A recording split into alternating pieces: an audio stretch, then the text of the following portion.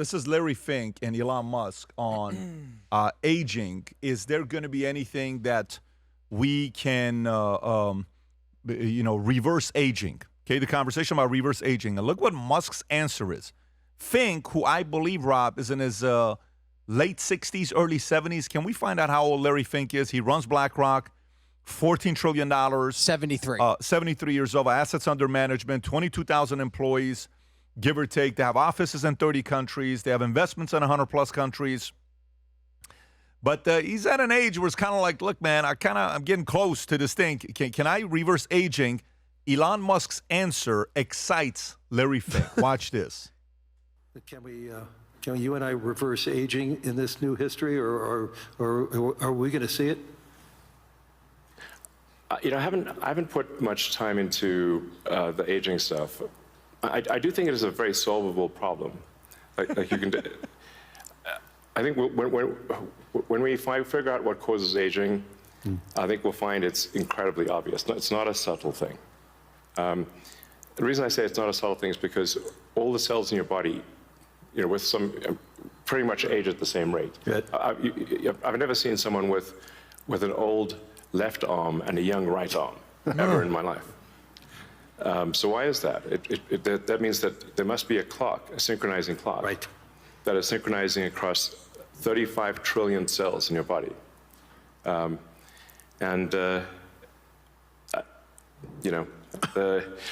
is some benefit to death, by the way. It's like there's a reason why we don't actually have a longer lifespan, because if people do live forever for a very long time, I think there's some risk of an ossification of society, of things just getting kind of locked in place, it just may become stultifying, just not lack vibrancy. But that said, do I think we'll figure out ways to extend life and maybe even reverse aging? I think that's highly likely. I'm looking forward to that. I'm looking forward to that. Okay, so what do you think? You think it's going to happen? You think the reverse aging thing will take place, Tom? Well, I think we're already making a lot of ground on cancer, because if you take cancer and heart disease out, you basically, that's where you're getting the human population going from 48 to 73. If you take a look at the turn of the century, and antibiotics, right? Used to be that pneumonia at age 30 could be a death sentence. That could be that. But now, advanced antibiotics and things allowed you to live longer. I think we're gonna see it. I think we're gonna see incremental things going forward. Now, we also have the contra effect that we're poisoning ourselves and we're running ourselves in background. Like what happens with food in certain countries like ours in terms of processing, sugar, obesity, health-oriented diabetes. In other words, not diabetes since you were young because your pancreas had a defect, but you basically traumatizing your body and your pancreas through diet and weight to the point that your pancreas, you develop, health-oriented diabetes. When you start moving a lot of that back, you suddenly are, I think, going to find a lot of aging acceleration. We're already living in a world where right now we have more 100-year-olds than ever. And I think that's, doubling in 3 years, the number of 100-year-olds that are around us doubling in 3 years. And so we're going to see it. But I think we're going to see it in incremental ways. Like people that get smart about sugar, get smart about weight. You're talking more education, not actual reverse aging, Benjamin Button type of stuff that's going on. No, I think there will be some of that. They're going to figure certain things out. Adam, where are you at with this? Look, we're already living in the best time in human history. I mean, taking people out of poverty, extending life expectancy, reducing infant mortality. This is the best time to be alive. So all the people that are the doomsday and the global warming and I hate America, check the research on that. I'm in the life settlement, life insurance world, you know that. And the cornerstone of that is life expectancy. People are living longer than ever, especially if you just take care of yourself. If you got some money and you got some health insurance, and you got some coverage, what a time to be alive, especially in America. Don't smoke. Watch what you eat. Don't be a fat ass. Work out from time to time. And, they said that sitting is the new smoking. Get out and work out a little bit. Get some sun as well. So the real question is this. Life expectancy is longer than ever. People are living longer, but are they living healthier? You talked about not life expectancy. What's your health expectancy? If you take care of yourself and you work out like this guy right here, you have a family and kids like this guy right here, which I'm working on, life is great, man. Vinny.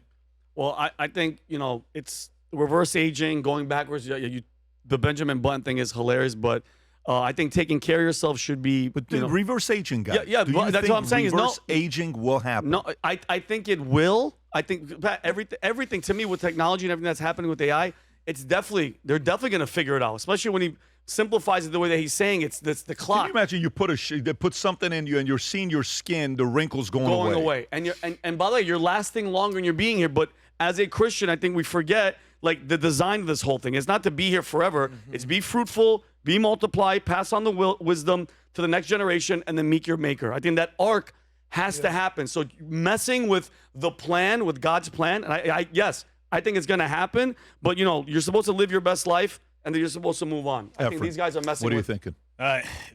If we get to that point, which I think we will, at least in our lifetime, especially at the rate AI is going, but would you take it? Right? Would you take it? I think if I have a big enough family and I continue to go at that path, I would love to take it. Right? What age would you like to live to, Efren? Pick your age. My age, I keep telling my kids I'll be 100 plus. You want to be 100 plus? 100 plus. You want to make it 100 plus? I want to make it to 100 plus. Would you want to live to 200? I don't know about depends how the world is going. Yeah. I guess, yeah, I enjoy life what you have it. If you keep extending it, then what's life's going to be? What's the true meaning of life at that point? Would you want to live to 200? Absolutely sir. not. Tell me With why. my back? I'll explain. With my back? But by the way, what if they find a way where that back pain goes away? Yeah. What if your knee pain goes away? What if your ankle pain goes away? The elbows, the shoulder, the neck, the peeing 7 times a night, the bubbling you have to do. I'm already doing that. Actually up to 8. So, but what I'm saying is, First, forget about all yeah. of that. What if all of that goes away? Would you want to live to 200? I'll tell you, if you want to be completely selfish, then yeah, live to 1,000. But if you want to see all your friends, your family, your kids all die and you're still alive, I got a major problem with that. My grandmother, she just died at age 100 2 weeks ago. She died, my entire family flew in from Minnesota and we celebrated her 100th birthday. We all took pictures. We all had cake. She has dementia. She sat there. I think she remembers my aunt and my uncle a little bit, and we all left. They put her to bed, and 2 days later, she was dead. And we all said, what a beautiful life she had. Thank God we did this. My other grandma, who's like my closest grandma, she's 94, and she's complaining. I don't feel good. She's way more cognitive than this other grandma. I said, Grandma, I love you. I don't want to hear it. I'm already planning your 100th birthday. It's in 6 years. I already put the down payment on the party room. No excuses. I need you there. And you know what she says? Okay, I'm going to do my best to make it. And I'm giving her a reason to live. So do you want to live to 200? No, because all your friends and family are going to die. But age 100, with all your family and kids and grandkids, that's a beautiful thing.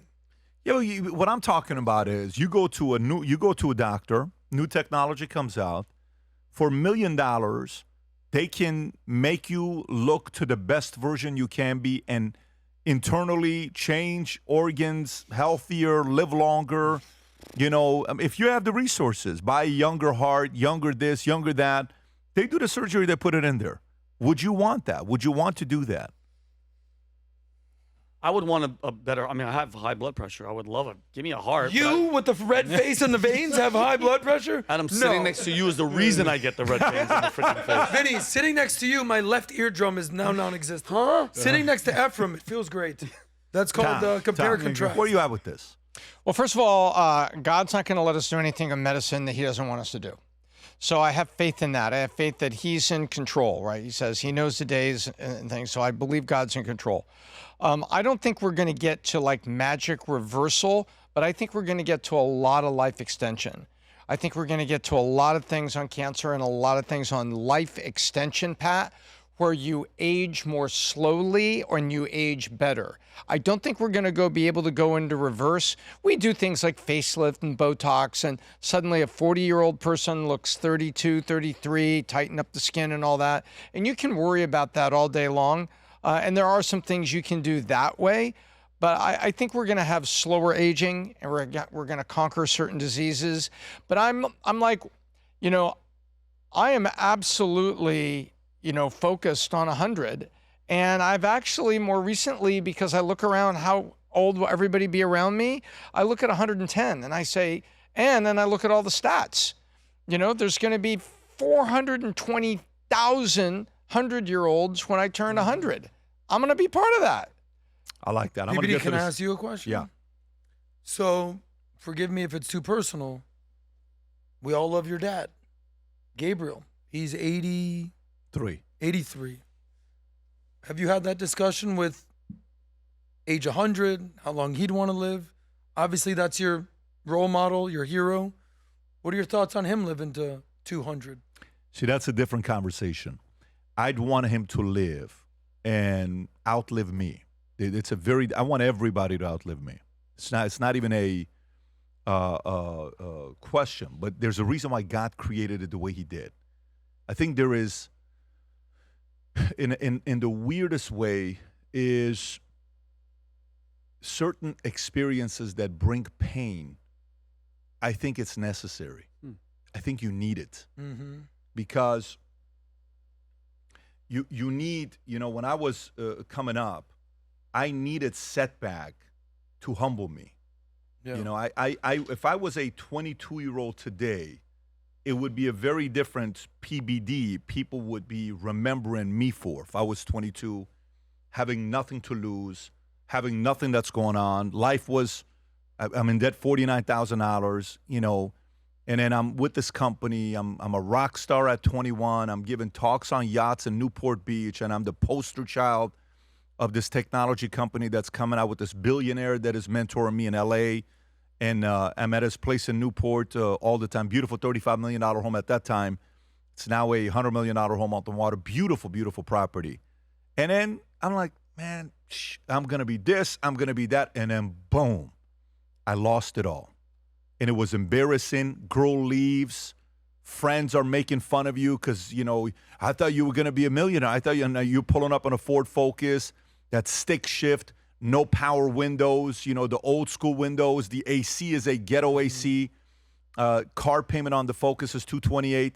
And then you look at how everybody looks at you. And they have that smirk on their face. You know what the smirk on the face is like? What happened, huh? Buddy, I told you. You were like dreaming. And then you have to take it. Yeah. And then you're like, yeah, you're never going to look at me like that ever again. That's just never going to happen. So I think that's one pain. Then there's the pain to lose someone, for you to realize why you have to be more grateful. God teaches gratitude in a very unique way. You know, God teaches important relationships and friendships in a very weird way. He teaches you on how to be the benefits of being better at relationships in a very weird way.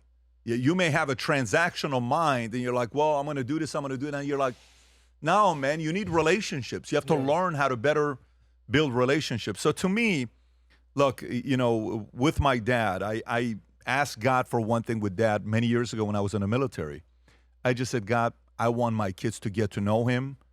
And I want to, you know, the time that I didn't get with him when I was 10 to 12 years old, when my parents got a divorce, and I lived in Germany. And then the next 6 years when I saw him one Saturday, Sunday, every other weekend, and then I go to the Army for 2.5 years, I don't see him. I said, I want to find a way to rekindle that relationship.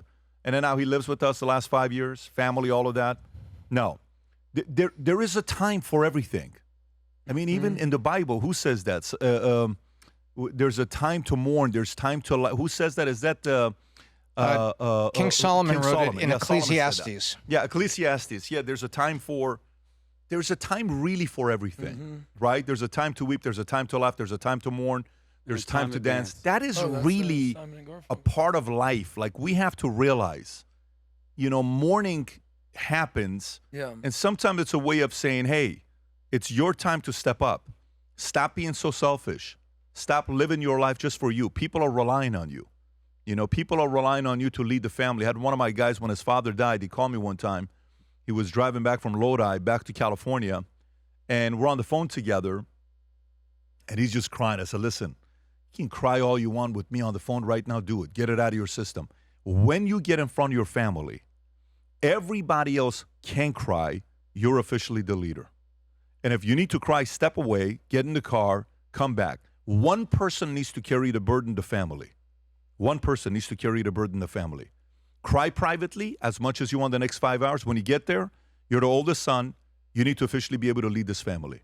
And that's not an easy burden that comes with it, but your father had to carry it. Now it's on you to carry it. So I think that part that we fight, listen, it is what it is. You got to go through it. But me, selfishly, if I had a my way, I want everybody to outlive me. I want everybody to outlive me. But God's got different plans. You got to trust it. Efren, maybe take a minute here and share with the audience how you ended up being on the podcast. So it was during Christmas, like you said, and I was going to buy the merch anyway, so I ended up buying 2 pairs of the shoes and then also the sales classes. I saw a massive discount, so I purchased that. And I actually love what you guys do on the emails. I still get emails right now saying you have not started the courses. Oh, really? Wow. Yeah. So when are you starting them? Well, because right now my goal is to improve communication, Yep. so I'm taking the course for that. Good. Once that's completed, then I'll jump to that I course. love it. So it's actually following up with you to make sure Yes, you do it. love it. Well, good for the team. Good for you for doing that. When we set out to create a shoe that blends comfort, function, and luxury, we had the choice to make it fast. We had the choice to make it cheap. We chose neither.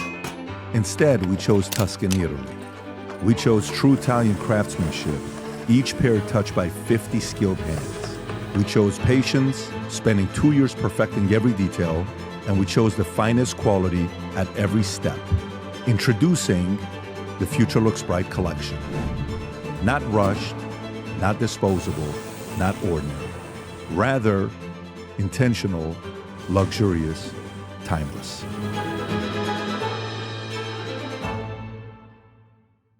If you enjoyed this video, you want to watch more videos like this, click here. And if you want to watch the entire podcast, click here.